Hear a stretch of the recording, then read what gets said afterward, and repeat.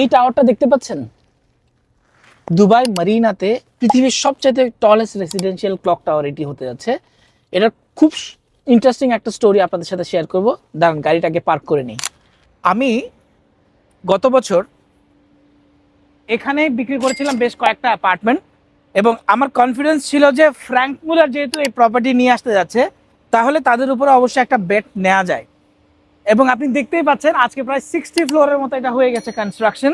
এবং আমার যে ক্লায়েন্টগুলোকে আমি কিনে দিয়েছিলাম, যাকে 3 মিলিয়নে প্রপার্টি কিনে দিয়েছিলাম, উনি 3.5 অফার পাচ্ছেন। উনি মাত্র 30% পে করেছেন এখন পর্যন্ত। মানে 1 মিলিয়ন দেরাম দিয়ে উনি যদি এখন প্রপার্টিটা ফ্লিপ করে যায়, তাহলে ওনার আরও 500,000 দেরামের মতো ওনার প্রফিট আসতে পারে, যেটা 50% ইনভেস্টমেন্টের যে রিটার্নটা সেটা।